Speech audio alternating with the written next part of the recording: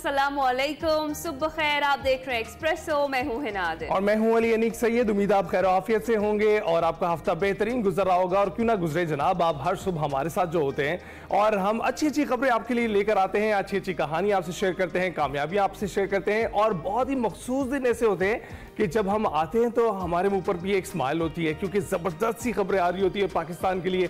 और आज उनमें से एक दिन है, क्योंकि दो बेहतरीन खबरें हैं जो कुछ ही देर में आपसे शेयर करते हैं। मौसम की भी बात करते हैं। मौसम सुबह सवेरे जब उठे तो उस वक्त धूप थी। आप लाहौर की अगर बात करें, बहुत तेज धूप थी, ऐसे लग रहा था कि आज पूरे दिन में दिखाई नहीं देंगे बादल, और आप बादल हैं।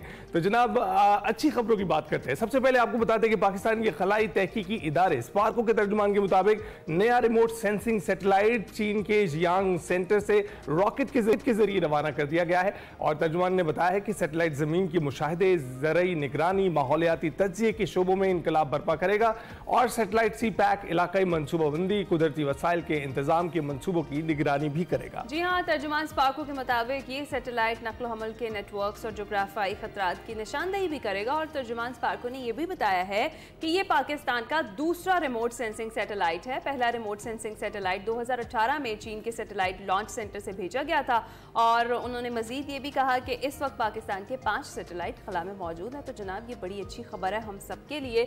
और जिस तरीके से पाकिस्तान अब इस मैदान में भी आगे बढ़ रहा है तो ये हम सबके लिए यकीनी तौर पर खुशी की खबर भी है। और इस तरह की मजीद हमारे मिशंस जाएंगे इंशाल्लाह। और 4 दिन की जो जंग थी उसने वाजे कर दिया था कि हम बरतरी है, हमें सबकत है, हमारा हाथ ऊपर है इसमें। 5वां सैटेलाइट भी अब जनाब खला में मौजूद है। अब पाकिस्तान के 5 सैटेलाइट के जरिए भी जो हमारे पास डाटा मौजूद होगा उसको भी फिर बरूए कार लाया जाएगा। तो दूसरी अच्छी खबर शेयर कर दे। हाँ, वो हम अपनी बड़ी खबर में शामिल करते हैं जी। अच्छी खबर को अपनी बड़ी खबर में आज शामिल करते हैं।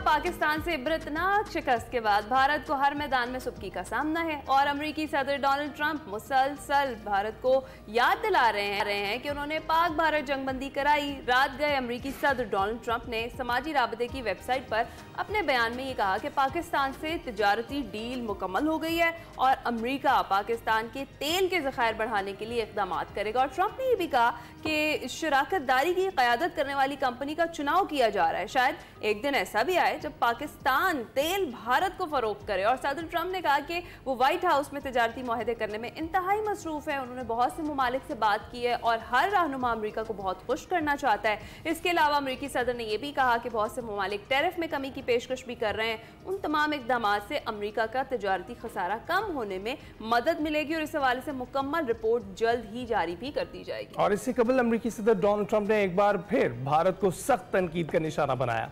इस पर 25% टैरिफ और इजाफी जुर्माना आयद करने का भी ऐलान किया। जो पहले 26 था उसको 25 तो किया, लेकिन 7 जुर्माने की भी बात की। इसके साथ अमेरिकी सदर ने 7 भारतीय कंपनियों पर पाबंदियां लगा दी हैं। ये कंपनियां ईरान से तेल की तिजारत करती हैं। और दूसरी जानिब आप देखें कि हम मुल्की सियासत की बात करेंगे। पहले डोनाल्ड ट्रंप की बात करते हैं कि दूसरी जानिब वज़ीर ख़ज़ाना मोहम्मद औरंगज़ेब से अमरीकी सेक्रेटरी कॉमर्स और तिजारती नुमाइंदगी की भी मुलाकात हुई है। और इसके बाद गुफ्तगू करते हुए वज़ीर ख़ज़ाना मोहम्मद औरंगज़ेब ने कहा कि पाकिस्तान और अमेरिका के दरमियान अहम तिजारती मुआहदा कामयाबी से तय पा गया है और मुआहदे का मकसद दो तरफ़ा तिजारत के फ़रोग़ और मंडी तक रसाई है। और उधर गुज़िश्ता रोज वज़ीर आज़म शहबाज शरीफ ने कहा कि भारत से जंग जीतने पर दुनिया आज तक दंग है। फील्ड मार्शल ने फ्रंट से जंग को लीड किया। जंग जो जीती है आपने, आपकी अफवाज ने, अब उनकी जो दिलेरी, उनकी जो एक्सपर्टीज, और वो भी कन्वेंशनल वॉरफेयर में दुनिया दंग रह गई है। फील्ड मार्शल ने फ्रंट से लीड किया, एयरफोर्स ने कमाल कर दी। तो ये है नथिंग सक्सीड्स लाइक सक्सेस। दहशतगर्दी के खिलाफ दिन रात कुर्बानियाँ दी जा रही हैं, ख़ास तौर पर केपी में और बलूचिस्तान में। वहाँ पर हमारे अफसर, जवान, शहरी शहीद हो रहे हैं। और इसी पर हमने बात करनी है। सीनियर आमिर लियास राना साहब हमारे साथ मौजूद हैं। आमिर साहब, बहुत शुक्रिया हमें ज्वाइन करने के लिए। गुड मॉर्निंग, कैसे हैं आप? बिल्कुल शुक्र अल्लाह का, ठीक ठाक है। आप लोग बताएं, ठीक है? बिल्कुल ठीक ठाक हैं। अच्छा सर, ये बताइएगा कि अमेरिकी सदर का बयान आपने देखा ही है। 30 मरतबा वो इस बात का एतराफ़ कर चुके हैं कि उन्होंने जंग रुकवाई है और फिर तिजारत का कहा। और तिजारत में हमने देखा कि अब पाकिस्तान के साथ तिजारत का ऐलान हुआ है, लेकिन जो इंडिया के साथ तिजारत है उसमें रुकावटें दिखाई दे रही हैं। क्या सूरत हाल आपको दिखाई दे रही है? क्या पाकिस्तान के साथ मामला तय पा गए हैं और इंडिया के साथ कोई डील नहीं बनी? देखें, जो ट्रंप है ना, उन्होंने जब वो आ रहे थे तो वो मोदी के फ्रेंड, और जब ड्यूटी लगा रहे थे तो माई फ्रेंड था मोदी, और पाकिस्तान से तो कोई बात ही नहीं करना चाह रहा था। हमें एक प्रेशर का सामना था कि बाइडेन इंतजामिया के साथ भी हमारे ताल्लुकात कोई बहुत अच्छे नहीं थे, अमेरिका की ज़रूरतें नहीं थी कि वो हमारे साथ करे, और हम तो ज़ाहिर चाहते हैं सारी दुनिया के साथ अच्छे ताल्लुकात, नॉर्मल ताल्लुकात। फिर पाकिस्तान के अंदर तहरीक इंसाफ के लोगों ने, जो ओवरसीज़ विंग था इनका, इन्होंने बेपनाह उनके लिए काम किया और प्रेशर डाला कि इमरान खान की रिहाई के लिए ट्रंप जब आएंगे और वो ओथ लेंगे और शायद ट्वीट करेंगे। एक गैर मुतवक्को सूरत हाल का सामना था, लेकिन स्टार्ट में ट्रंप खामोश रहे, और फिर उसके बाद ये मसला, एक सेकंड, सॉरी जी जी, तो ये चीज आ गई कि आपने बिल्कुल भी कुछ नहीं करना, देखते जाएं। हमारी और इंडिया की जंग शुरू हो गई। जंग में अमेरिका की तरफ से बड़ा खुल्लम खुल्ला उनके प्रेसिडेंट ने भी, ट्रंप ने और मार्को रूबियो ने कहा कि ये दोनों आपस में लड़ते रहे हैं, अशरों से लड़ रहे हैं, तो आपस में तय कर लेंगे। तो उनका जो मुर्गा था वो हावी था उनके ख्याल में, चाइना के लिए उन्होंने तैयार किया था। लेकिन जो 4 घंटे की जंग के बाद दुर्गत पाकिस्तान ने बनाई, जो अभी वजीर आजम का आपने हवाला भी दिया कि दुनिया दंग है, तो उसमें पता लग गया कि चौधरी के मुर्गे की तो पिटाई हो गई है, तो सुलह कराने के लिए वो आ गए। और जो 31-30 दफा उन्होंने नाक में दम करके रखा हुआ है मोदी का, जो उनको मुंह दिखाने के काबिल नहीं छोड़ रहे, ये कील ठोकी है उन्होंने। जो तिजारती टैरिफ लगाया है 25% प्लस ड्यूटी, साथ बेइज्जती कि तुम जनाब रशिया से असला भी खरीदते हो, ऑयल भी खरीदते हो, तो ये तो नाकाबिले कबूल है। और फिर साथ उसी दिन पाकिस्तान के साथ डील की कामयाबी की, अभी सिर्फ एक जो कंपनी है जो इस डील को लीड करेगी, उसकी फाइनल तलाश जारी है। अमेरिका और पाकिस्तान के दरमियान ऑयल रिजर्व, और किसी वक्त भी आप इंडिया के साथ देखेंगे कि पाकिस्तान एक्सपोर्ट कर रहा होगा। अब ये वो मंजर है जो मोदी के लिए डरावने ख्वाब की तरह है। एक जंग का मंजर हुआ, फिर एक तिजारती डील हुई, फिर कल राहुल गांधी ने कहा कि दुनिया में कोई एक मुल्क बताओ जिसने टेररिज्म पे पाकिस्तान का नाम लिया हो। टेररिज्म की सब मजम्मत करते हैं, लेकिन वो तो पाकिस्तान के साथ खड़े हैं। अब इस सिचुएशन में मोदी के लिए बड़ी टेंशन है, और हमारे पास इतलात यही है कि इसी टेंशन को दूर करने के लिए वो पहलगाम की तरह का कोई ड्रामा रचा के पाकिस्तान पे एक अटैक फिर करेगा। हमारी भी तैयारियां पूरी हैं, और हमने जो कुछ किया उसके साथ उससे आगे बढ़ रहे हैं। कुछ इंडिया को समझ आई है कि जो कुछ हमने 70% उनकी बिजली बंद करके साइबर अटैक किया, उनके राफेल तैयारों को निशाना कैसे बनाया, अब श्रीनगर पे आए वो नीचे कैसे ग्राउंड करने पड़े उन्हें। तो लेकिन जब ये कैफियत हो जाए तो जो जोम में मुब्तला है कि पाकिस्तान है क्या चीज़, एक तो बहाना बनाया कि ये तो पाकिस्तान नहीं है, चाइना है। हमने कहा चलो तुम चाइना कहते रहो, हमारा तो दोस्त है, उनकी मार्केटिंग हम कर रहे हैं, तो वो भी हो गई, ठीक बात है। लेकिन आओ जरा, अगर सोच रहे हो, क्योंकि पाकिस्तान ने भी क्लियरली पूरी दुनिया को बता दिया है, जो उन्होंने इंडस वाटर ट्रीटी को सस्पेंड करके और ख़त्म करने का अपने तौर पे कहा है। पूरी दुनिया में पाकिस्तान के 7 लोग खड़े हुए हैं, वर्ल्ड बैंक हो, अमेरिका में, जहां जाएं आप, दुनिया के जो भी लोग हैं, कि इस किस्म की ट्रीटी एक तरफा ख़त्म नहीं हो सकती। लेकिन इंडिया की तरफ से इतलात है कि वो पानी रोकने का बंदोबस्त शुरू कर रहा है। तो आप जहन में रखेंगे कि अगर वो हमला नहीं भी करेंगे तो ये ट्रीटी, हम पहले कह चुके हैं कि अगर ये खत्म होती है तो ये एक्ट ऑफ वार होगा, और वार का नतीजा ये है कि फिर आपको भी हम नहीं छोड़ेंगे।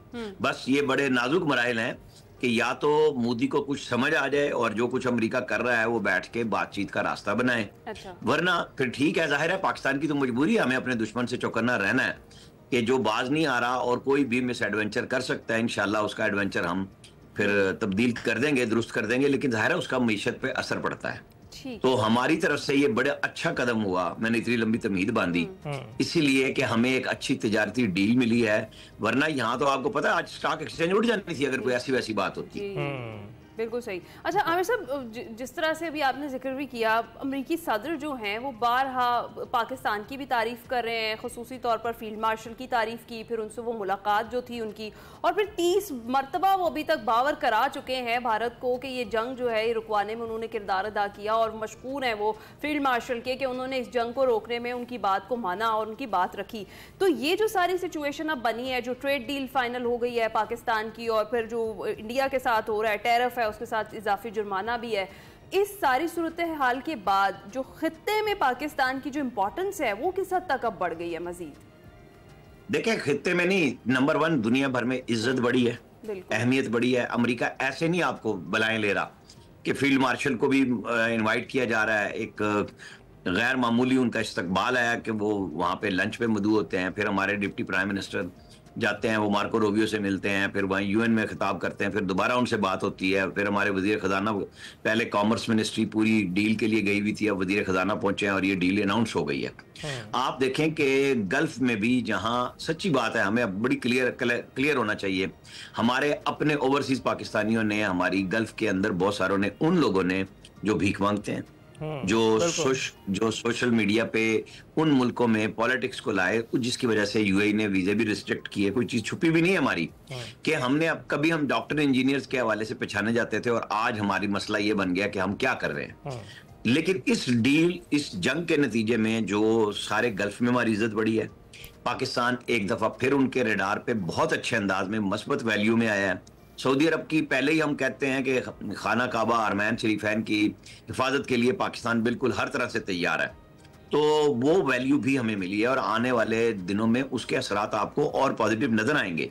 ये दोस्त ममालिक हैं, लेकिन कुछ नाराज भी थे, कुछ तंग भी थे, लेकिन जो कुछ हमने इंडिया के साथ किया है तो सबको समझ आ गई है कि पाकिस्तान ने अगर कोई वसाइल की वजह से कर्जे मांगता है तो डिफेंस में तो बेपनाह तरक्की की है। और दुनिया के कैसा बड़ा मुल्क था इंडिया सरफेस पे कि हर तरह से तैयार था। अब भी वो $100 बिलियन के करीब खरीदारियां कर रहा है, अगले 2 महीने में उनकी सामान पहुंच जाएगा। लेकिन सबको एतमाद है कि पाकिस्तान पुरअज़म भी है और जवाब भी दे सकता है और उनके काम भी आ सकता है। बिल्कुल, लेकिन आमिर साहब, ये प्रेशर टैक्टिक भी तो हो सकता है जो भारत के लिए इस्तेमाल किया जा रहा है, क्योंकि अगर ट्रंप की बात करें तो जिन लोगों ने तकिया किया हुआ था डोनाल्ड ट्रंप के इक़्तिदार में आने का, वहाँ पर भी खामोशी है। और फिर हम भारत की सूरत हाल भी देख रहे हैं कि वो मोदी जो है अपना फ्रेंड कहलाते थे इनको, ट्रंप को, और यही सूरत हाल से कुछ दो चार थे वो। तो कितना एहतियात बरतनी चाहिए हमें इन तमाम डील्स करते वक्त कि ये किसी वक्त भी टर्न अराउंड हो सकती हैं? देखें, वो मैं तो बार बार कहता हूं कि ये हमारे यहाँ एक मशहूर कहावत थी, क्योंकि अब दर्रे में असला नहीं बनता, कहते हैं कि दर्रे की बंदूक है, पता नहीं चलता आगे चले या पीछे चले। इस वक्त तो इंडिया के साथ ट्रंप ने वही काम किया हुआ है, पाकिस्तान के हक में है और इंडिया की दुर्गत बनाई हुई है। तो पाकिस्तान तो बहुत संभल के चीजों के साथ चल रहा है। कुछ हमने टैरिफ में रियायत अपनी तरफ से 5%, आज ही शहबाज राना की रिपोर्ट है, दी है। जो ऑनलाइन कंपनी है उनको हमने 5% इस्तिस्ना दे दिया है ताकि हम तिजारत के लिए रास्ता हमवार करें। तो हमारी सबसे बड़ा एक्सपोर्ट हमारी अमेरिका के साथ है, हम ये अफोर्ड ही नहीं कर सकते। अब आप देखें, इज्जत के साथ एक रास्ता बनाया है।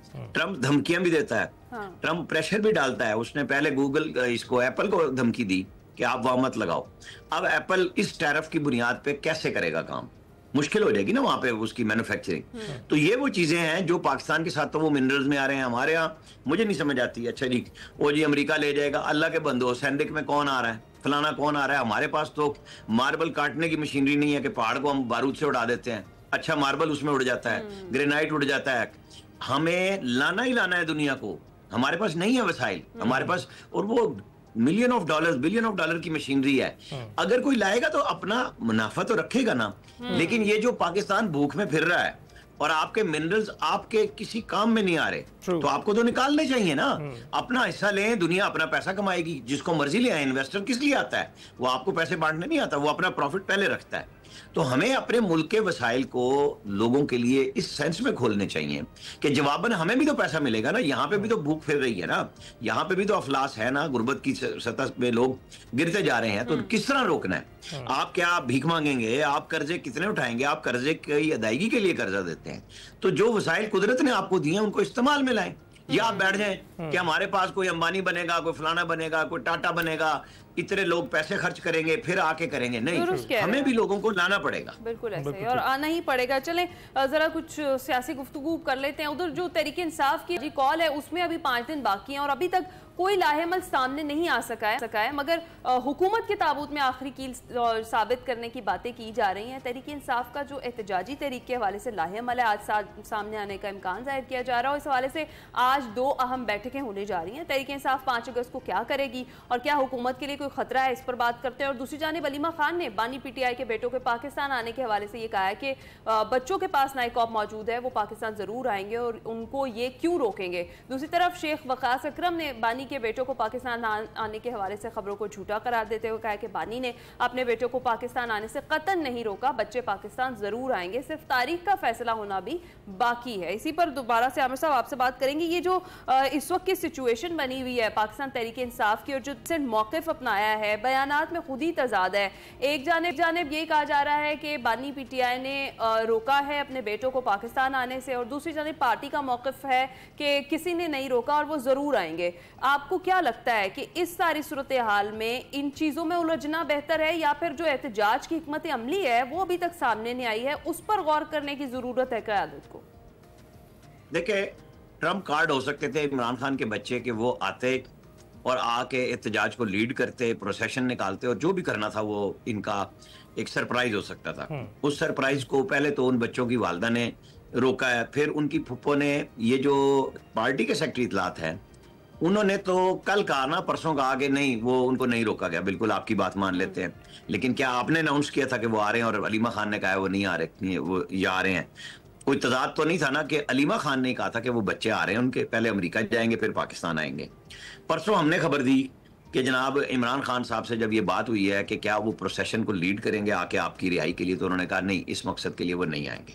तो बात खत्म हो गई इस बुनियाद पे कि वो एहतजाज को लीड नहीं करेंगे, लोगों के बच्चे लीड करें, वो जेलों में जाएं, खान साहब के बच्चे इस काम में नहीं आएंगे।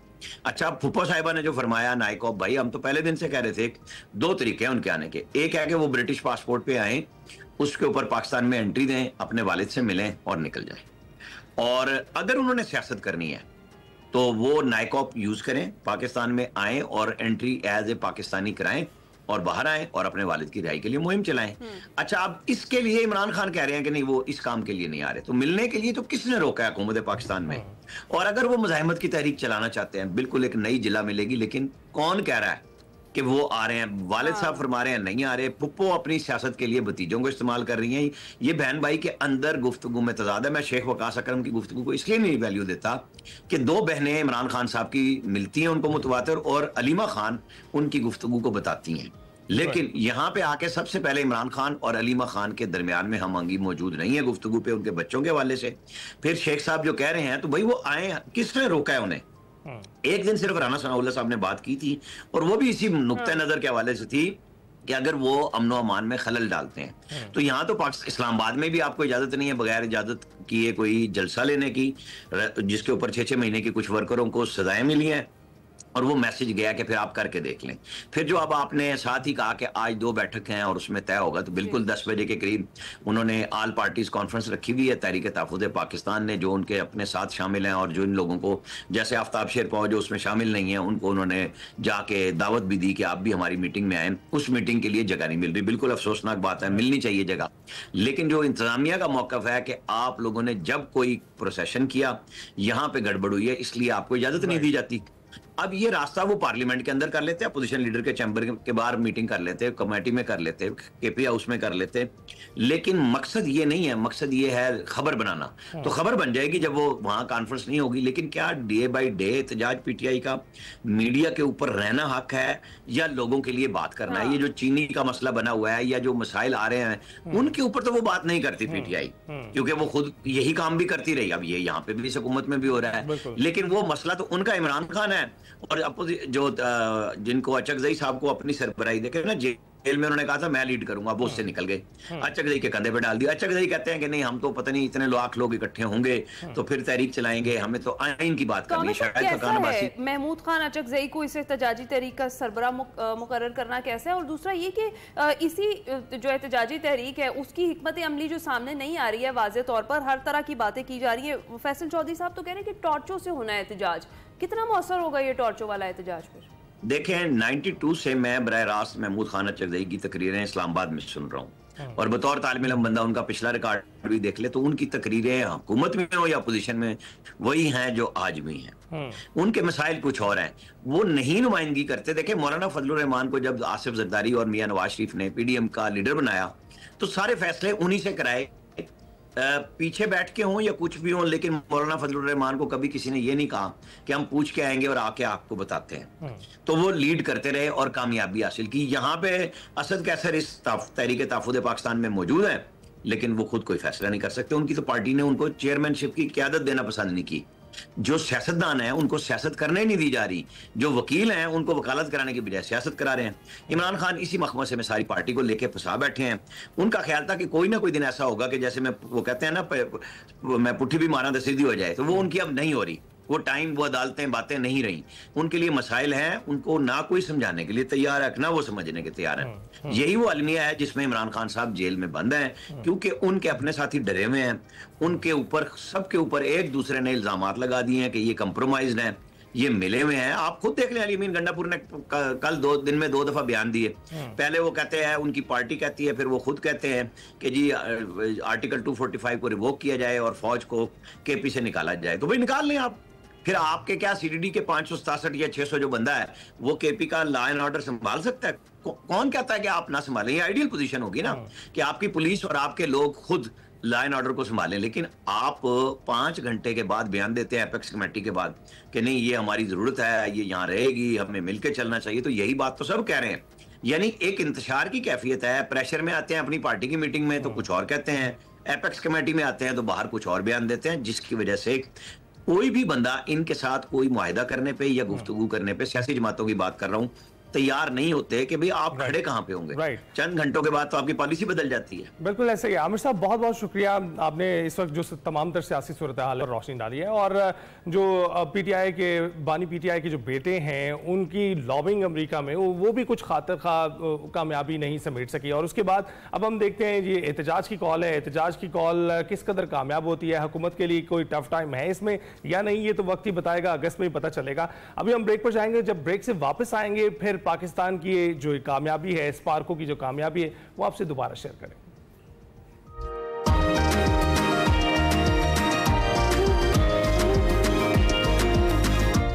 एक्सप्रेसो जिस तरह से आपको कहकर गए थे कि ब्रेक के बाद जब वापस आएंगे तो पाकिस्तान की जो कामयाबी है इस पर एक बार फिर से हम बात करेंगे। पाकिस्तान के लिए खास है जी आज का दिन बहुत ज्यादा, क्योंकि आज पाकिस्तान एक बार फिर खला को तस्खीर कर चुका है। और बात करेंगे जो स्पार्को ने एक नया रिमोट सेंसिंग सैटेलाइट खला में भेज दिया है उस पर कि जी ये कितनी बड़ी कामयाबी है खासतौर पर पाकिस्तान के लिए। और इसके बाद पाकिस्तान किस किस महाज पर खुद कफील हो जाएगा, कहाँ कहाँ से हमें जब जरूरत पड़ती थी किसी डेटा की वो हमें लेना पड़ता था, लेकिन अब हमें किसी की जरूरत नहीं पड़ेगी और हम इसमें खुद मुख्तार हैं, हम अपना डेटा जो है वो खुद ही ले सकते हैं। इसी पर बात करने के लिए हमारे साथ मौजूद है डॉक्टर मोहम्मद फयाज साहब, जीएम स्पार्को SRDC हैं।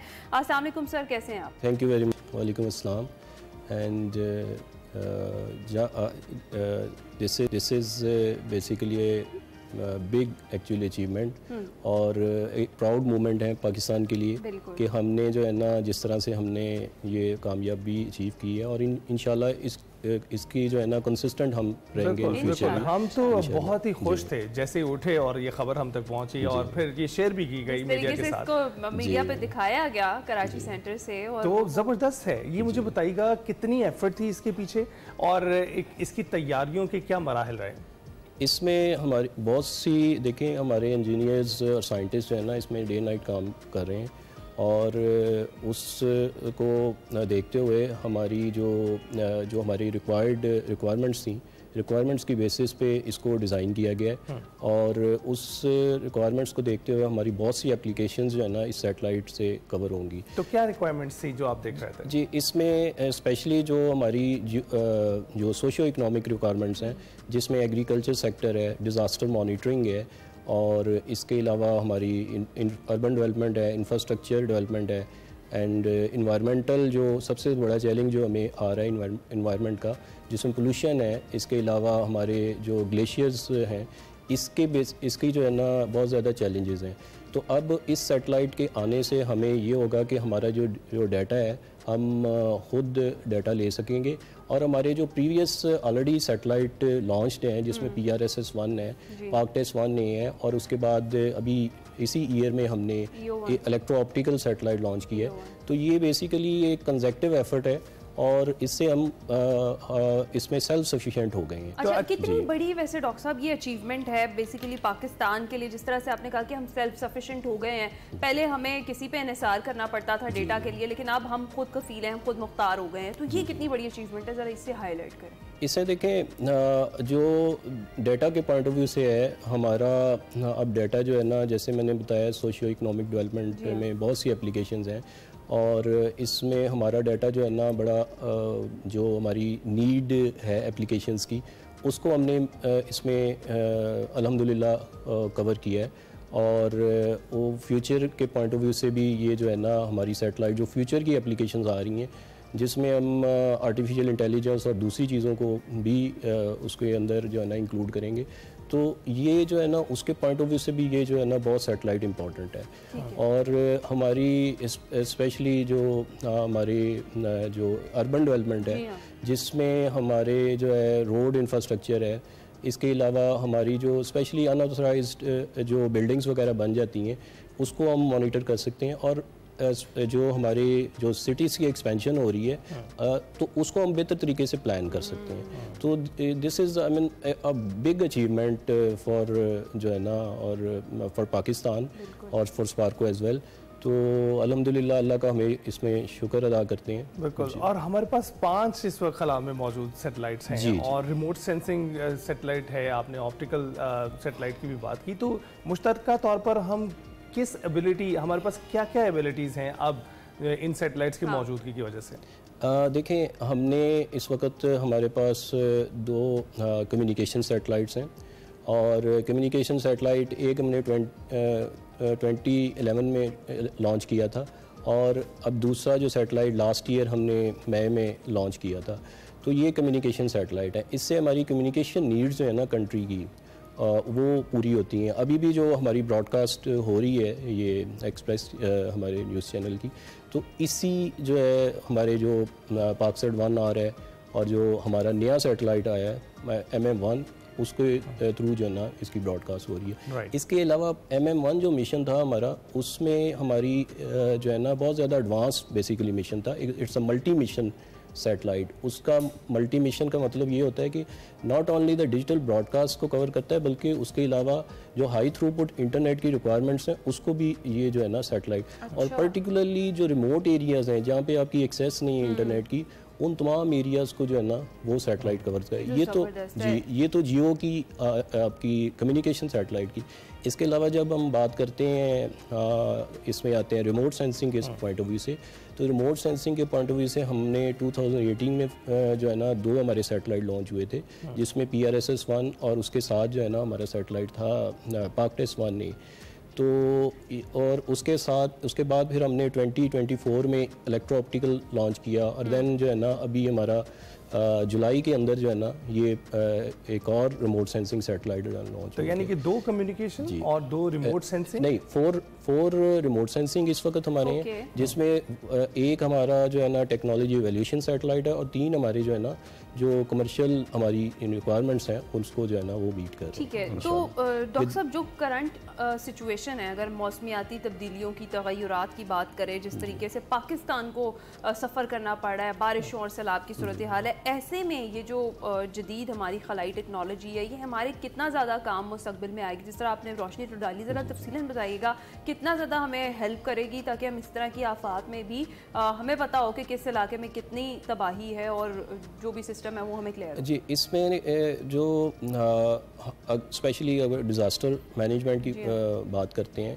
अगर कोई क्लैमिटी या डिज़ास्टर होता है, लाइक अर्थक्वेक आता है, या हमारे पास हमें फ्लड्स वगैरह की कोई सिचुएशन होती है, तो इस केस में हमारे पास 2 प्री और पोस्ट असेसमेंट होती है। प्री असेसमेंट में हमने जो है ना हमारे पास आर्काइव डाटा होता है इन तमाम सैटेलाइट्स का, और उस सैटेलाइट्स के साथ हमारे पास मॉडल्स भी होते हैं जो हमें प्रेडिक्ट कर सकते हैं कि फ्यूचर में डिज़ास्टर जो है ना किस टाइम फ्रेम में आ सकता है। और सेकेंडली पोस्ट डिज़ास्टर के केस में अगर ऐसी सिचुएशन होती है, तो हम देखते हैं कि हमने जो है सबसे पहले डैमेज और असेसमेंट देखनी है कि कितना डैमेज हुआ है, और क्योंकि ऐसी सिचुएशन में आप फिजिकली वहाँ पे जा नहीं सकते, तो definitely the satellite data is the only way to get that information कि वहाँ पे एक्चुअल सिचुएशन क्या है। और ये काफ़ी इम्पॉर्टेंट है जब आपका मुल्क जो है मौसमियाती तगय्युरात का शिकार है। जी जी। तो ये बताइएगा डॉक्टर साहब, हम ऑफ द रिकॉर्ड बात कर रहे थे कि आपका इदारा अब दिन रात काम कर रहा है और जो एम्प्लॉयज़ मौजूद हैं वहाँ पर वो दिलो जान से वहाँ पर काम कर रहे हैं, जिसकी वजह से ये सैटेलाइट्स हम भेजने में कामयाब हो रहे हैं। लेकिन ये बताइएगा हुकूमत की जानिब से कितनी सपोर्ट आपको मिल रही है? कोई स्ट्रेस भी है कि काम जारी रहना चाहिए? कोई दबाव भी है? हुकूमत की जानिब से बहुत ज़्यादा सपोर्ट है। देखिए, हुकूमत की जानिब से सपोर्ट है तो आज हम जो है ना कंसेक्टिवली लास्ट ईयर हमने सैटेलाइट लॉन्च किया जो MM1 था, और उसके साथ ही हमारा iCube कमर भी आपको याद हो, ल्यूनर जो मिशन था ऑर्बिटर, वो भी लॉन्च किया। और उसके साथ साथ मैं आपको बताऊं, अभी जुलाई में अभी आज के दिन ये लॉन्च हो गया सैटेलाइट हमारा सक्सेसफुली। तो इन फ्यूचर भी हमारा रोवर का प्लान है, ल्यूनर रोवर का, और उसके साथ हमारा एस्ट्रोनॉट भी स्पेस में जा रहा है। ये भी एक आपके चैनल से मैं आपको बता दूं, बहुत बड़ी खबर है। ये बहुत बड़ी खबर है। तो इस तरह ये सारी चीज़ों की जो है असल क्रेडिट जाता है हमारे जो लीडर्स हैं, और उनको जाता है कि वो सारी चीज़ों को सपोर्ट कर रहे हैं और स्पेस प्रोग्राम को बहुत अच्छे तरीके से जो है ना वो सपोर्ट कर रहे हैं। अच्छा डॉक्टर साहब, इन दी एंड ये जो स्पार्को का 2047 विजन है, ये है क्या जिसके तहत पाकिस्तान अब टेक्नोलॉजी में खुद कफील होने जा रहा है? इसको भी ज़रा क्विकली एक्सप्लेन कीजिए। जी, इसमें देखें, इसमें बहुत से हमारे रिमोट सेंसिंग सैटेलाइट्स हैं और कम्युनिकेशन सैटेलाइट्स हैं, और ये कंसेक्टिव एफर्ट है। जैसे मैंने बताया फ्रॉम ये एफर्ट स्टार्ट हो चुकी है और प्रीवियसली भी हम इस पे काम कर रहे थे। तो ये कंसेक्टिव एफर्ट है और इंशाल्लाह जो है ना हम इसको जो है ना इसको कंटिन्यू रखेंगे।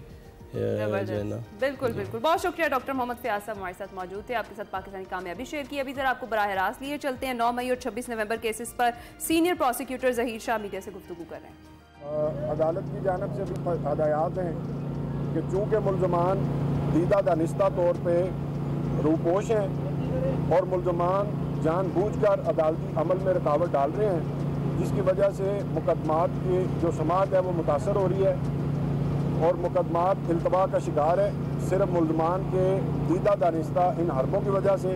इसके लिए हमने जो कानूनी तरीक़ाकार है वो अख्तियार किया है और उस सिलसिले में हमने नॉन बेलेबल वारंट हासिल किए हैं और इनकी मनसूखी ज़मानतें जो ऑलरेडी मुल्ज़मान चलान हुए और गैर हाज़िर हो रहे हैं, ज़मानतें हासिल करने के बाद उनके हम नॉन बेलेबल वारंट हासिल करने के बाद मनसूखी ज़मानत की दरख्वास्तें हम दायर कर रहे हैं और उनके जो जामिन हैं उनके खिलाफ सेक्शन 514 ज़ाब्ता फौजदारी के तहत जो कार्रवाई बनती है जामिनों के खिलाफ, उनकी अलग से हम एप्लीकेशन दायर कर दी है हमने और दीगर मुकदमात जो हैं उनमें भी दायर करेंगे ताकि मुल्ज़मान की जो हाज़िरी है उनको यकीनी बनाया जा सके और अदम हाज़िरी की सूरत में जो उनकी अमाउंट है, श्योरिटी अमाउंट, वो ज़ब्त करने के लिए अदालत से हम इस्तदा करेंगे।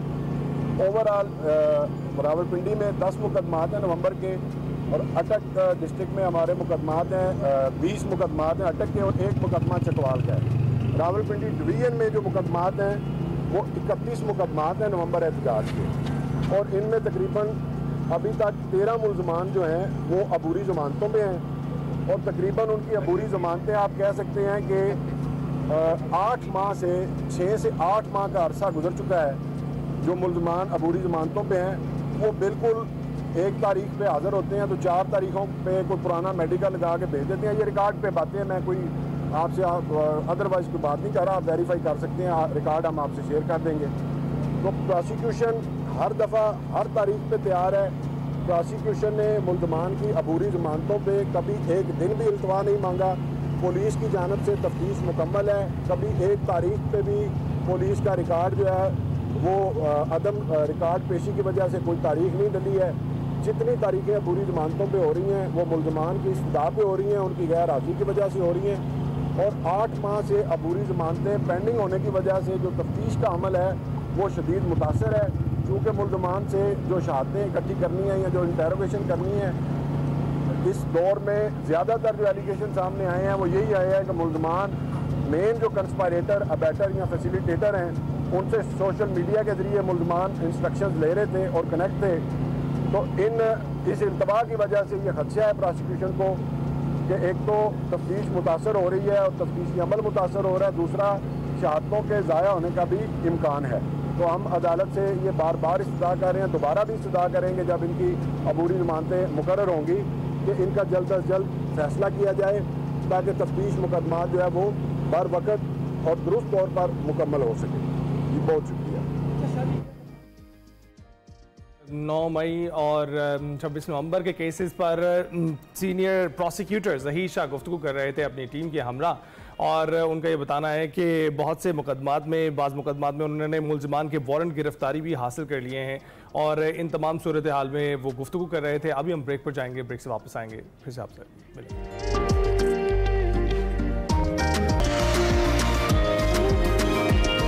Welcome back. मौसम की बात करते हैं। मुल्क के मुख्तलिफ इलाकों में मानसून बारिशों का जो सिलसिला है वो इस वक्त जारी है, और मुल्क भर में 3 अगस्त तक मुमकिन सैलाबी सूरत हाल है। और इस वक्त भी एक स्पेल आज ख़त्म होगा, इसके बाद अगला स्पेल कब आएगा इसके बारे में हमने जानना है। हमारे साथ मौजूद हैं अंजुम नज़ीर ज़ैगम साहब जो मेट्रोलॉजिस्ट हैं। बहुत बहुत शुक्रिया अंजुम साहब। बताइएगा कि अब स्पेल जो है आज ख़त्म होने की पेशगोई की गई थी, ये जो रवा स्पेल है कब तक जारी रहेगा और अगला स्पेल कब आएगा? जी बहुत शुक्रिया। बिल्कुल जी, रवां स्पेल जो भी जारी है ये तकरीबन आज रात का इसका अख्ताम हो जाएगा। उसके बाद 1 से 2 दिन का गैप हो सकता है। उसके बाद फिर कुछ बलाई इलाकों में जो है वो हल्की फुल्की बारिश रहेगी। ताहम अभी आने वाले 2 से 4 रोज़ के दौरान मुल्क के अक्सर इलाकों में कोई शदीद बारिश नहीं होगी।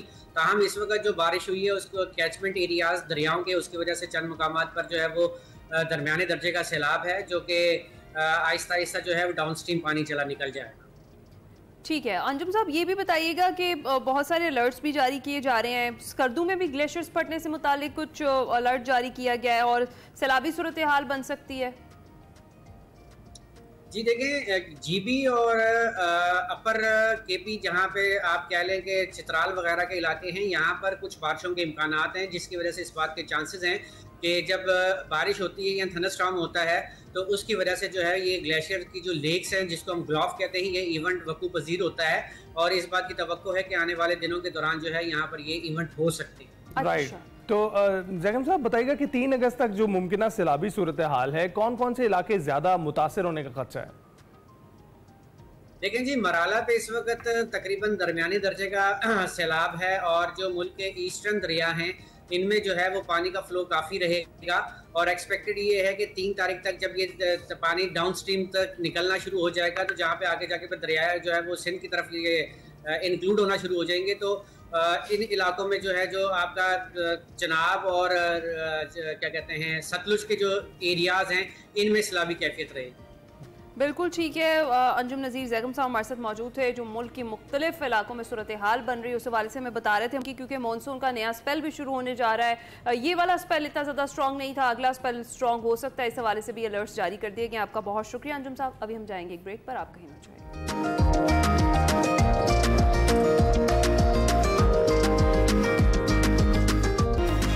Welcome back. प्रोग्राम का दूसरा हिस्सा है, उसमें भी आपको एक बार फिर खुशामदीद कहेंगे, और अब शामिल करेंगे हमारा सेगमेंट माइंड मैटर्स, जिसमें वकार अहमद मलिक आज बात कर रहे हैं पाकिस्तान के नामवर फोटोग्राफर नदीम खावर से, जिनकी तस्वीर बज़ाहिर साकित दिखाई देती हैं लेकिन मुतहर्रिक महसूस होती हैं।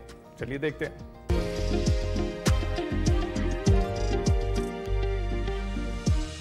अस्सलाम वालेकुम, मैं हूं वकार अहमद, आप देख रहे हैं माइंड मैटर्स।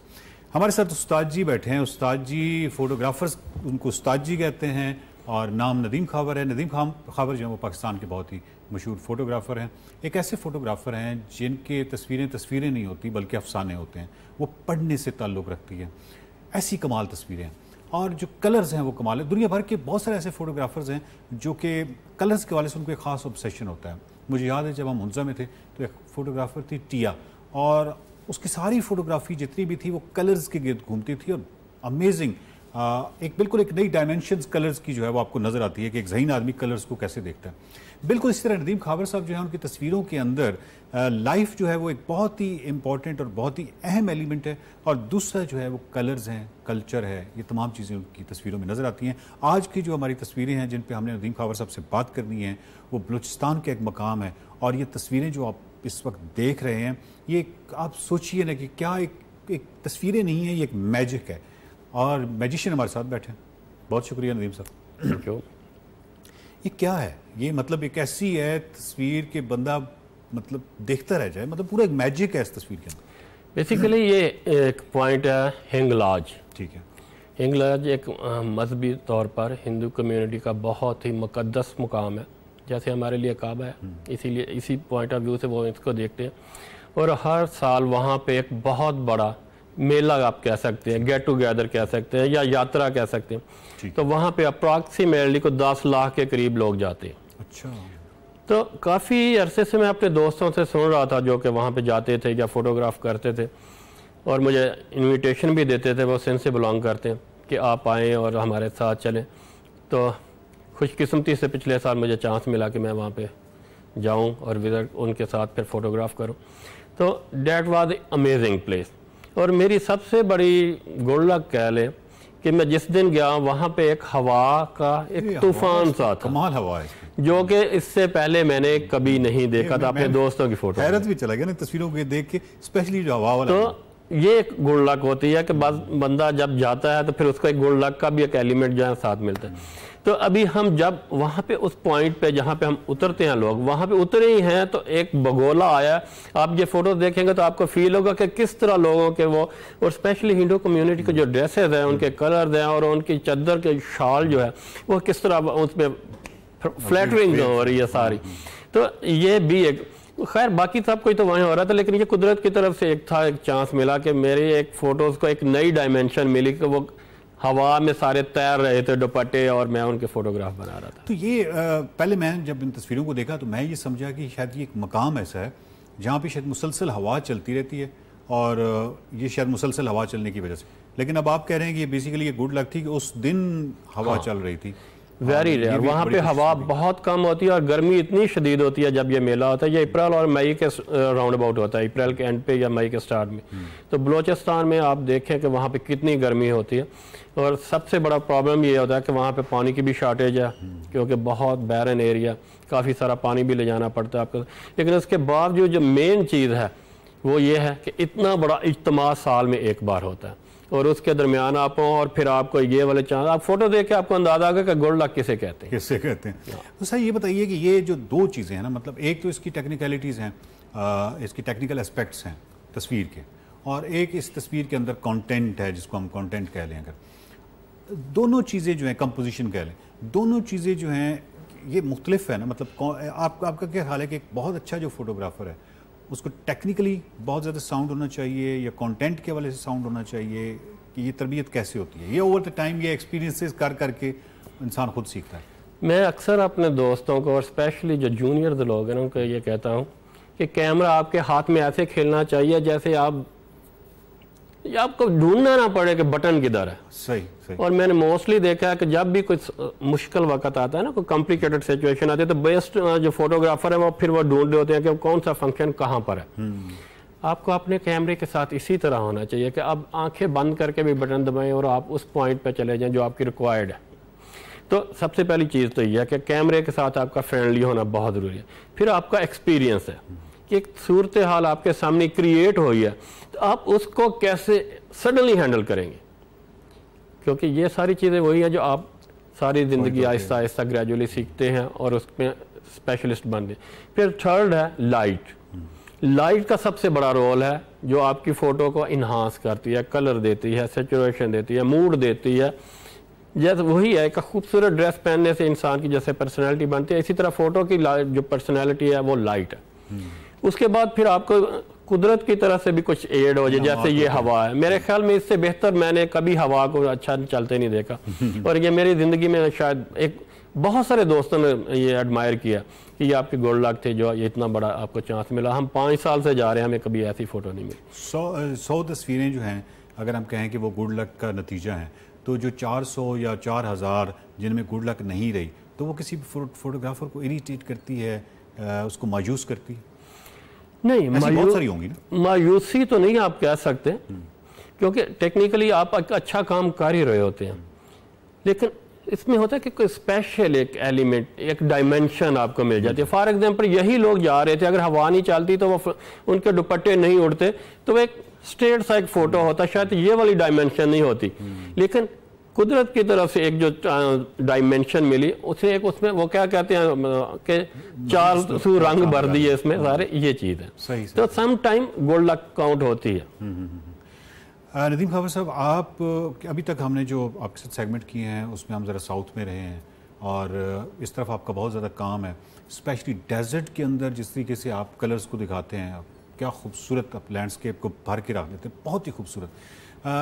मेरा दिल चाह रहा है कि हम किसी अगले सेगमेंट में माउंटेन्स पे बात करें, क्योंकि माउंटेन्स मैंने आपको माउंटेन्स में ही देखा है और देवसाई पे और ऐसे ऐसे बुलंद पहाड़ों के ऊपर 7-8 दिन आपका विराजमान होना, मतलब बहुत कम वसाइल के साथ, सिर्फ एक तस्वीर के लिए।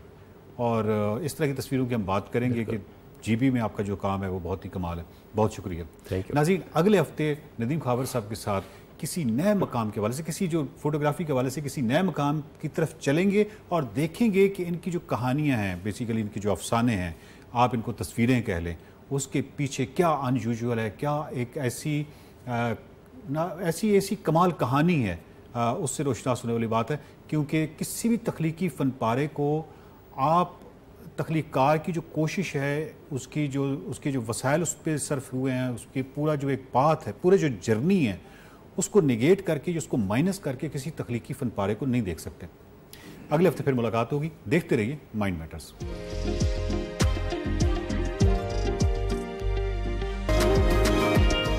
Welcome back. एक स्टीरियोटाइप की बात करते हैं। कहते थे कि औरतें, ख़वातीन जो हैं सड़कों पर गाड़ियां नहीं चला सकती, तो जनाब बिल्कुल छोड़ दें इस स्टीरियोटाइप को, क्योंकि आप वो हवाई जहाज़ भी चलाती हैं और ट्रेनें भी चलाती हैं। और एक और तारीख रकम हुई है, निदा स्वालेह हैं बतौर पाकिस्तान की पहली खातून ट्रेन ड्राइवर सामने आई है। अपनी जिम्मेदारी उन्होंने संभाल ली है।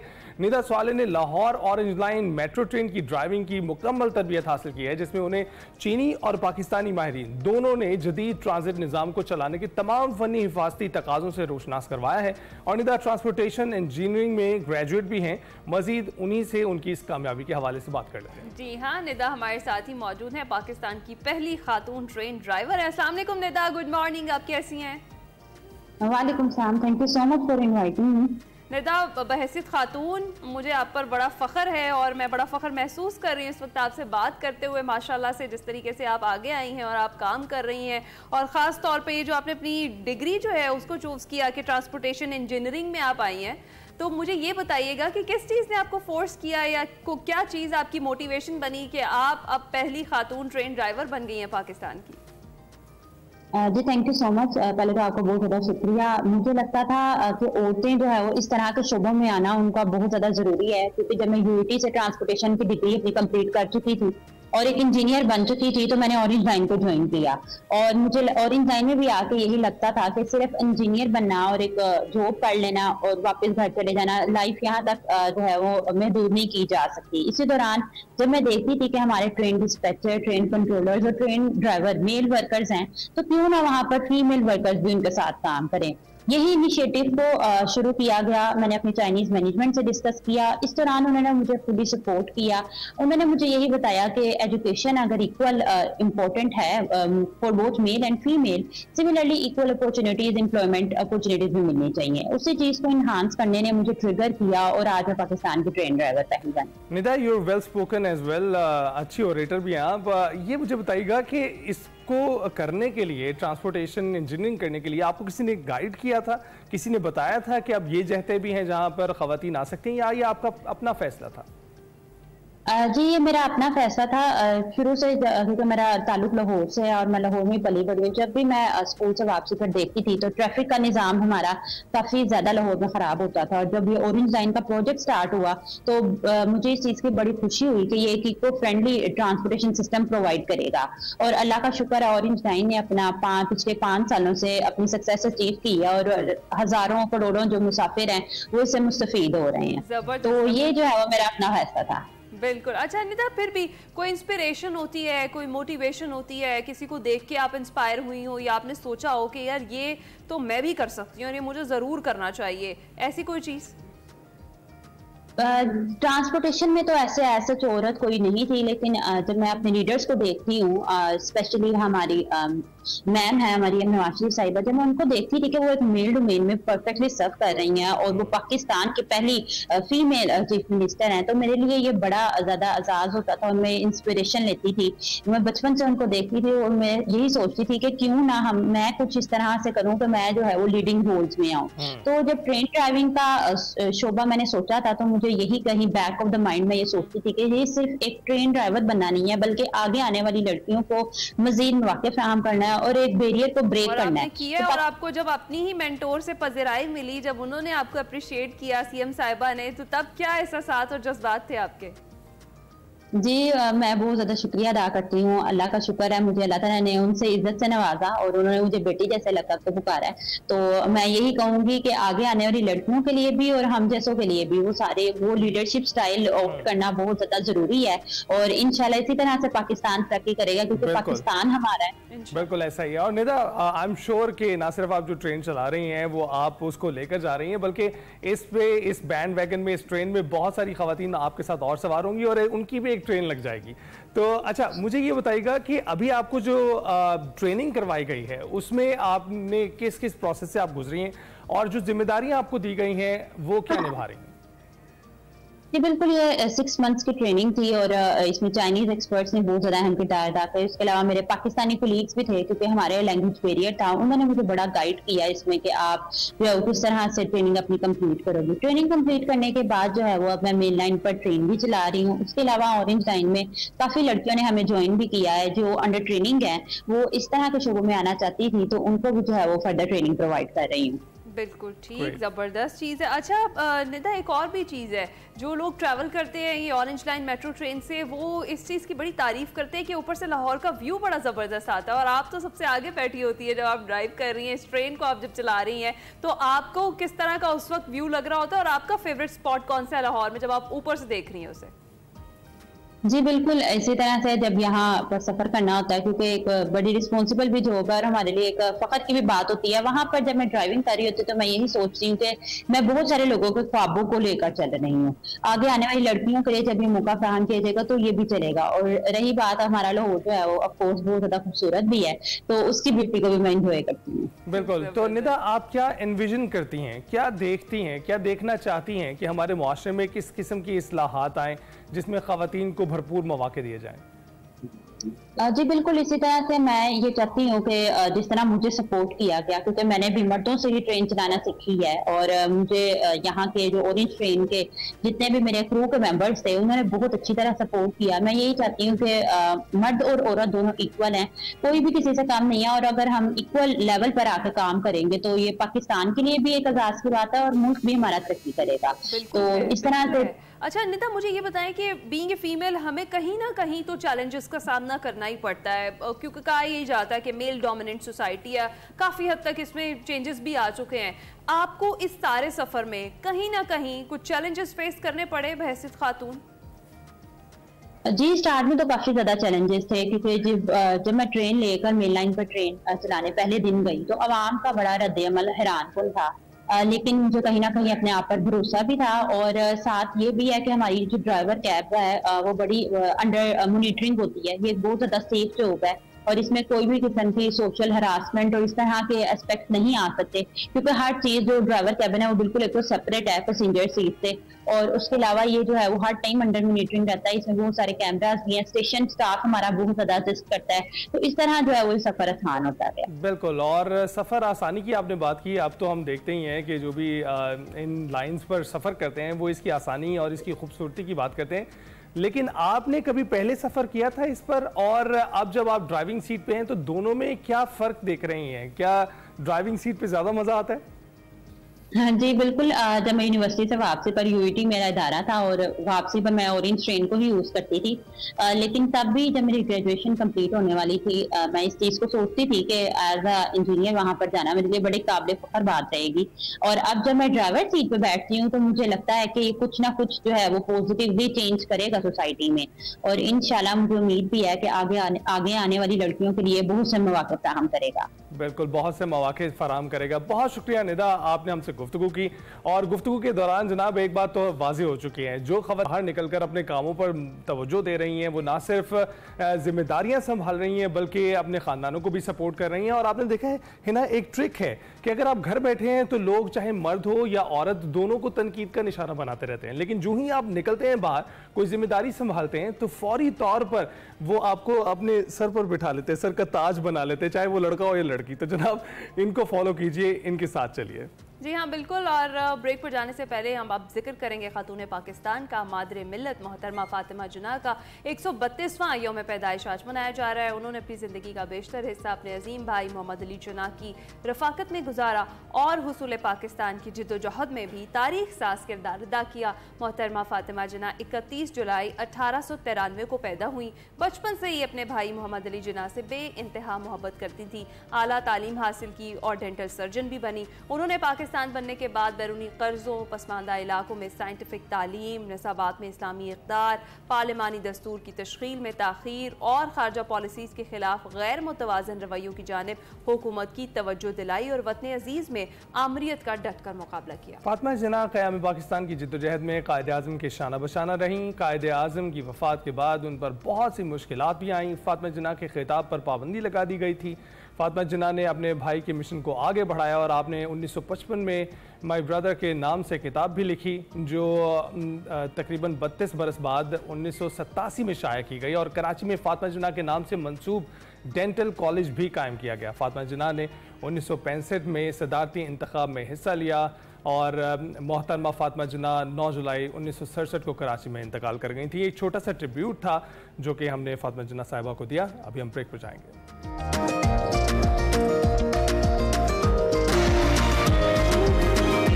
वेलकम बैक टू एक्सप्रेसो जी। अब हम बात करने जा रहे हैं एक ऐसे मसले पर जो खामोशी से हमारी जिंदगियों को जकड़ रहा है। जी हाँ, मोटापा पाकिस्तान में हर गुजरते दिन के साथ बढ़ना शुरू हो गया और एक ऐसा मसला है जो सिर्फ जिस्मानी सेहत को नहीं बल्कि जहनी सुकून को भी मुतासिर कर रहा है। लेकिन यहाँ पर सवाल ये है कि क्या हम इसका हल ढूंढ रहे हैं? आखिर क्यों हम वर्जिश या फिटनेस रूटीन को मुस्तकिल मिजाजी से जारी नहीं रख सकते? और नाज़रीन, तहकीक ये बताती है कि पाकिस्तान में हर दूसरा शहरी या तो ओवरवेट है या मोटापे की हद को छू रहा है। ताज़ा तरीन रिपोर्ट के मुताबिक पाकिस्तान में 81% खवातीन जबकि 74% मर्द मोटापे की हदों को छू चुके हैं। हम खुराक पर तो तवज्जो देते हैं, जिम भी ज्वाइन करते हैं, लेकिन चंद दिन बाद वही सुस्ती, वही बहाने। कभी वक्त नहीं है, कभी आज मौसम खराब है, कभी कल से शुरू करेंगे और इसी चक्कर में दिन, हफ्ते, महीने और फिर साल गुजर जाते हैं और वजन वो तो बढ़ता ही चला जाता है। पाकिस्तान में मोटापे की असल वजूहात हैं क्या? लोग जिम शुरू तो करते हैं लेकिन छोड़ क्यों देते हैं? और सबसे इम्पोर्टेंट, मुस्तकिल मिजाजी कैसे पैदा की जाए? अहम तरीन इशूज पर अब हम बात करेंगे। मारिया खान हमारे साथ मौजूद है, माहिर ग़िज़ाइयत हैं। मारिया, बहुत शुक्रिया हमें ज्वाइन करने के लिए। गुड मॉर्निंग, कैसी हैं आप? अल्हम्दुलिल्लाह, थैंक यू सो मच। आप जो बात आज हम बात कर रहे हैं कंसिस्टेंसी के ऊपर, मुस्तकिल मिजाजी के ऊपर। बेसिकली जिंदगी में कामयाब होना कोई इतना मुश्किल काम नहीं है। वो लोग जो कामयाब होते हैं और जो नाकाम होते हैं, उनमें सिर्फ एक ही चीज में फर्क है कि जो कामयाब होता है वो मुस्तकिल मिजाजी के साथ कंसिस्टेंटली अपने गोल्स को अचीव करने पे काम करता है। तो जब हम बात करते हैं, मेरा एक डेकेड से ज्यादा टाइम हो गया है, 10 साल से ऊपर का तजुर्बा है, तो उसमें मैं अगर देखूं तो मैं आपको बताऊं, वो लोग जो पे भी करते हैं आपको पेमेंट भी कर देंगे और उसके बाद ना उसमें भी उस लॉट की बात हो रही है, आम आवाम की बात नहीं हो रही, जो आपको पेमेंट भी कर देंगे, जिम ज्वाइन कर लेंगे, आपके साथ स्टूडियो ज्वाइन कर लेंगे, कमिट करेंगे कि यस मैंने करना है ये सारा, उसके बावजूद भी सिर्फ 1%, 1% ऐसी पॉपुलेशन है जो अपने गोल को वाकई में एंड तक सरअंजाम करेगी, शो अप करेगी, रोजाना शो अप करके अपने गोल को अचीव करने पे काम करेंगे। मेरे पास आज डेट तक भी ऐसे लोग हैं। तो अगर मैं उनको थोड़ा स्टडी करूं तो बात सारी वही आती है कि कौन है। अगर मैंने एक महीने हमने 100 डे का प्रोग्राम किया, चलें, और 100 डे को 100 डे गुजारने हैं ना, आपने अपने आप को चेंज करना है, अपनी हैबिट्स को, अपनी आदतों को चेंज करना है। आप जो भी कुछ नया बनना चाहते हैं, आप अभी जो है आप अपने प्रेजेंट सेल्फ से नाखुश हैं और आप उसको चेंज करके कुछ और बेहतर बनना चाहते हैं। यही होता है ट्रांसफॉर्मेशन का पीरियड। तो आपको पुराने सेल्फ को छोड़ना पड़ेगा, किल करना पड़ेगा, ताकि आप नया सेल्फ क्रिएट कर सकें। ये सारा सीन है। तो पहली बात ये है, कहीं जिम ज्वाइन करने से पहले एक कॉपी पेंसिल लें और बैठें कि आप बैठे और लिखें उस पे कि आप अपनी जिंदगी से क्या चाह रहे हैं।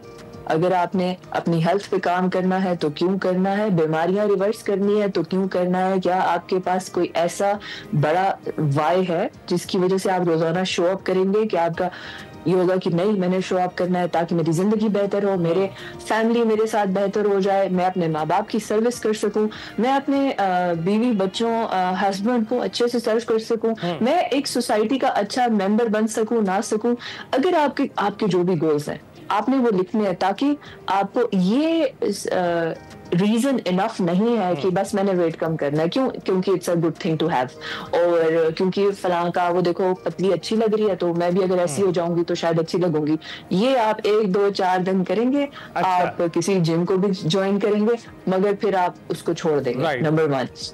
तो मारिया हम ये देख रहे हैं कि आजकल तो बहुत सारी चीज़ें ऐसी हैं जिस पर बात करना उस पर ममानित कर दी गई है और बॉडी शेमिंग उनसे एक है, और हम बिल्कुल कहते हैं कि बॉडी शेमिंग बिल्कुल कतई नहीं करनी चाहिए। लेकिन दूसरी जानिब जहां पर लोग इसका सहारा लेकर अपने आप को मोटा रहने पर बज़द हैं और जो हम देखते हैं कि मोटापे पे फिर कोई इकदाम नहीं किए जाते हैं, उनको क्या कहेंगे, क्या पैगाम? बिल्कुल एब्सोल्युटली बॉडी शेमिंग के हम खिलाफ हैं, बॉडी शेमिंग नहीं करनी है। मगर अगर आप ये कह रहे हैं ना कि ये जो नया कल्चर आ गया है कि एवरीबॉडी गेट्स अ ट्रॉफी, तो असल रियल लाइफ में everybody does not get a trophy. आपको अपने आप को रियल लाइफ में आप जब प्रोफेशनल लाइफ में जाते हैं तो नॉट आपको अपने लोहा मनवाना पड़ता है। आपके अंदर स्किल सेट होना चाहिए, आपके अंदर एबिलिटी होनी चाहिए, ताकत होनी चाहिए, एनर्जी होनी चाहिए, ये सब कुछ चाहिए, वरना आप मार्केट प्लेस में आपकी वर्थ नहीं है। वहां पे नहीं होता कि ऑर्गेनाइजेशन है तो everybody is employ of the month, no. तो उसके लिए रेडी होना बहुत जरूरी है। तो अगर आप बीमार हैं, बॉडी शेमिंग की बात नहीं हो रही, मगर अगर आप बीमार हैं, आपको मिनरल डिफिशियंसीज हैं, आपके जिस्म में दर्द है, तो आपके साथ मसले हैं, आपने उन मसलों को फिक्स करना है, पहले इसको देखें। और दूसरी बात यह है, जितना ज्यादा आपके जिस्म पे बॉडी फैट परसेंटेज ज्यादा होता है, जिस्म में चर्बी का तनासुब ज्यादा होता है, आपकी जहानत कम होती है।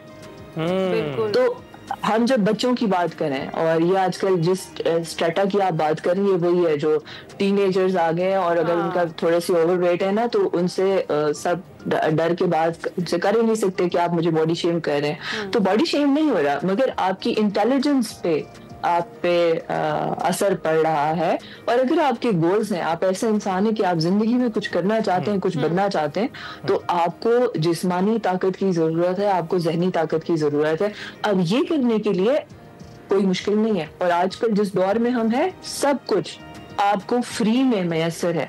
फ्री में आपको मिलेगा। एक चीज बड़ी इंपॉर्टेंट है जिसको हाईलाइट किया जाए, क्योंकि मोटापा जो है वो सिर्फ एक ये नहीं है कि आपकी बॉडी बस आप फैट है तो ये एक चीज है, इसके साथ साथ ये भी एक्सप्लेन कीजिएगा कितनी सारी बीमारियां आती हैं और वो आपकी जो फिजिकल हेल्थ है उसको किस तरह मुतासर करती हैं, आपकी मेंटल हेल्थ को किस तरह से मुतासर करती हैं, इस पर जरा रोशनी जरूर डालिएगा। एब्सोल्युटली। तो जितनी भी सारी क्रॉनिक डिजीजेस हैं, कैंसर, हार्ट डिजीजेस, डायबिटीज, ये सारी अल्लाह ने नहीं क्रिएट करके आप में डाली, ये सारे आपने लाइफस्टाइल की वजह से, गलत अनहेल्दी लाइफस्टाइल की वजह से आपने खुद अपने ऊपर ऐड हुई हैं। अल्लाह ने आपको परफेक्ट क्रिएट किया था। तो ये सारी मौलक बीमारियां जो इवेंचुअली डेथ का, मौत का सबब बनती हैं, वो सारी लाइफस्टाइल की वजह से है। तो कुछ ज्यादा नहीं करना, आपने नेचुरल चीजें ज्यादा अपनी डाइट में ऐड करनी है। और फिजिकल एक्टिविटी, मैं नहीं कह रही आप जिम जाएं, जिम जाना जरूरी नहीं है।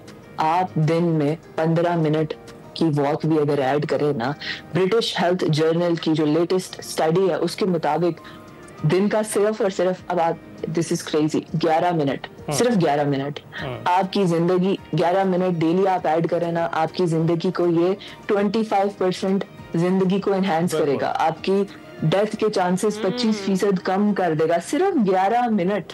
और अगर आप अपने लिए वॉक के लिए 11 मिनट नहीं निकालते तो I am sorry, you don't have a life. और अक्सर लोग बहाना निकालते हैं, मेरे पास टाइम नहीं है। आप मुझे अपना फोन दें और फोन में निकाल के देखें स्क्रीन टाइम, आपको पता चलेगा नजर आ रहे होंगे। एब्सोल्युटली 3 घंटे 4 घंटे राइट। अच्छा मारिया, चूंकि आप मौजूद हैं यहाँ पर तो आपकी मौजूदगी का फायदा उठाते हुए कुछ लोग ऐसे भी हैं जो जिम भी जाते हैं, रनिंग भी करते हैं, पर फिर भी फैट रिड्यूस नहीं होता, उनका BMI इंप्रूव नहीं होता और वो खाना भी कम खा रहे होते हैं, दिन का एक मील ले रहे होते हैं।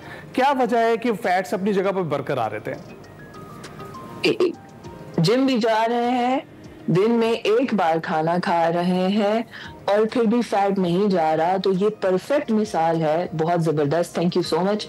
कि एक होता है ना अपने मेटाबॉलिज्म को, अपने कुव्वत मुदाफियत को ऑन फायर रखना, जैसे, और उसकी मिसाल, मेटाबॉलिज्म की मिसाल मैं ऐसे दूंगी बॉन फायर की। अगर आपने बॉन फायर की, अगर आपका किसी गांव से ताल्लुक है, तो अगर आप चाहते हैं कि ये आग जलती रहे तो आपको क्या करना पड़ता है, थोड़ी थोड़ी देर बाद उसमें आपने पेपर डालते हैं, उसमें लकड़ी डालते हैं, उसमें आप तेल डालते हैं, कुछ भी डालते हैं ताकि वो जलती रहे आग।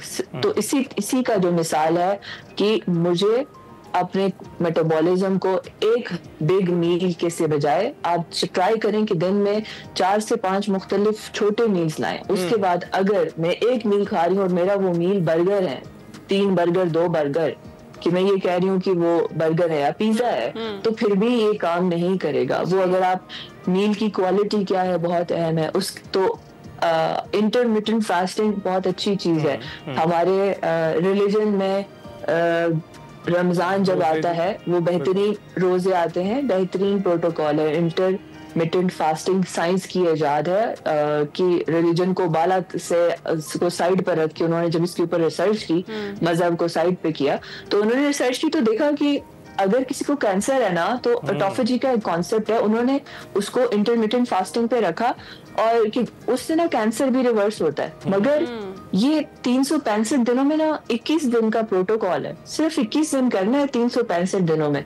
तो अब ये जो आपने एक मिसाल दी ना, तो उसमें मैं ये देख रही हूँ मेरी प्रैक्टिस में कि 21 साल हो गए आप इंटरमिटेंट फास्टिंग पे। बिल्कुल। तो आप में ऑटोफेजी का कॉन्सेप्ट है कि आपके जिस्म में इंटरमिटेंट फास्टिंग ग्रेट है, मतलब 365 दिनों में से 21 दिन करना था। वो आपके सारे जो टॉक्सिक सेल्स हैं जो आपकी जिस्म में एक्स्ट्रा सेल्स हैं और आपके डैमेज सेल्स हैं उसको किल करता है। मगर आप जब इसे 21 दिन से ज्यादा करते हैं तो वो आपके हेल्दी सेल्स को भी किल करना शुरू कर जाता है। ओके, ये समझने की चीज है। तो मैं आपकी मौजूदगी का फायदा उठाऊंगी और ये चाहूंगी कि वो शख्स जो ये कहता है कि कल से शुरू करेंगे, भले ही वो वॉक हो, जिम जाना हो या अपनी डाइट बेहतर करना हो, उनके लिए आपका क्या मैसेज है? कल जो है ना, बात सारी है कि जो हम कल पे डालते रहेंगे, थोड़ा सा बैठकर अपने आप को स्टडी करना बहुत जरूरी होता है।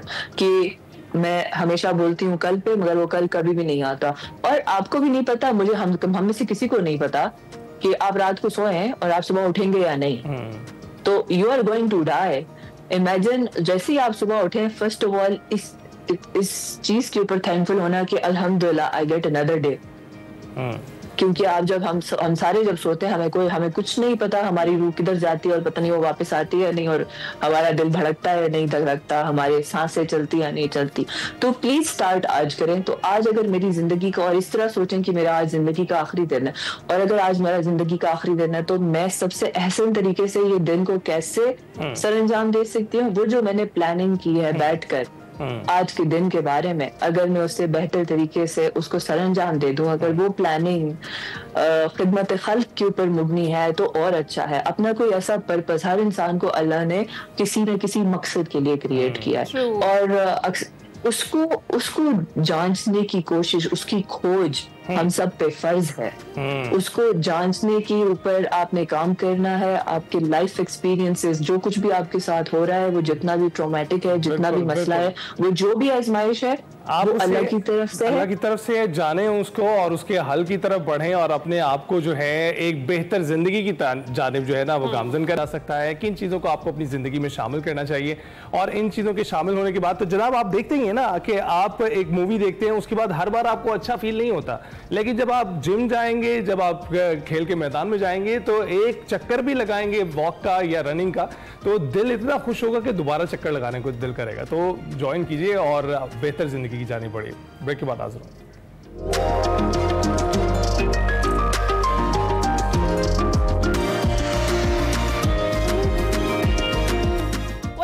टू एक्सप्रेसो जी। अब हम बात कर लेते हैं कुछ वर्ल्ड चैंपियनशिप ऑफ लेजेंड्स की। तो वर्ल्ड चैंपियनशिप ऑफ लेजेंड्स 2025 एक बार फिर तनाज़े की जद में आ गई है। वैसे तो भारत को हर जगह सुबकी का सामना है, लेकिन बहुत सारी जगहों पर अपनी रुसवाई वो खुद ही लिख रहा है। जी हाँ, भारत ने एक बार फिर पाकिस्तान के खिलाफ खेलने से इनकार कर दिया और इस फैसले के नतीजे में पाकिस्तान को सेमीफाइनल में वॉकओवर मिल गया है। बर्मिंघम में आज schedule Pak Bharat legends semifinal अब माजी का किस्सा बन चुका है, क्योंकि भारतीय टीम की जानिब से इनकार के बायस पाकिस्तान बराह रास्त फाइनल में पहुंच चुका है, जहां इसका मुकाबला ऑस्ट्रेलिया जनूबी अफ्रीका से होगा। और ये पहली बार नहीं है, बल्कि इवेंट के पहले मरहले में भी भारतीय खिलाड़ियों ने शाहिद अफरीदी की मौजूदगी पर एतराज़ किया था और फिर मैच खेलने से इनकार कर दिया था। शिखर धवन, यूसुफ पठान, इरफान पठान और हरभजन सिंह जैसे खिलाड़ी पाकिस्तान के खिलाफ मैदान में उतरने को तैयार ही नहीं थे। और भारतीय मीडिया के मुताबिक इस फैसले के पीछे सिर्फ खिलाड़ी ही नहीं, बल्कि इवेंट के अहम स्पॉन्सर ईज माई ट्रिप की भी हिमायत शामिल है, जिन्होंने पाकिस्तान के खिलाफ मैचों से लाताल्लुकी इख्तियार कर ली है। तो जनाब, खेलों में सियासत लेकर आना उनका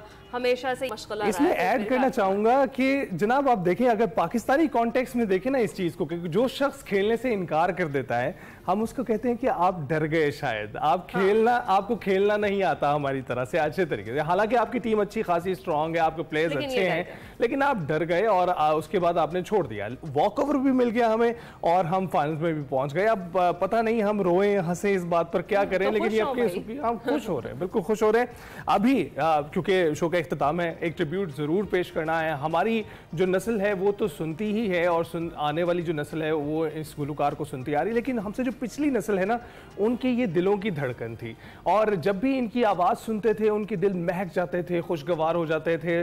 और इनके जो आवाज़ है उसमें आवाज़ मिला के अजीम गुलकारों के लिए नस्लें या जो साल हैं वो मैटर नहीं करते। जब भी आप इनको सुने वो यादें ताज़ा हो जाती हैं जो कभी आपकी उस गाने से वाबस्ता होंगी। तो बरसगीर के अजीम गुलकार मोहम्मद रफ़ी का हम जिक्र कर रहे हैं, जिनको हमसे पिछले 45 साल बीत गए हैं। मोहम्मद रफ़ी दिसंबर 1924 में कोटला सुल्तान सिंह में पैदा हुए और 13 बरस की उम्र में मोहम्मद रफ़ी को पहली बार एक कॉन्सर्ट में आवाज़ का जादू जगाने का मौका मिला और उसके बाद उन्होंने पीछे मुड़कर नहीं देखा। मोहम्मद रफ़ी ने दुनियाए मौसीकी में कदम रखा तो उसमें बहार सी आ गई। फिल्म जुगनू के गीतों ने उन्हें शोहरत की बुलंदियों पर पहुंचा दिया और उसके बाद कामयाबियों ने जैसे उनका हाथ थाम लिया और पीछे मुड़कर कभी नहीं देखा।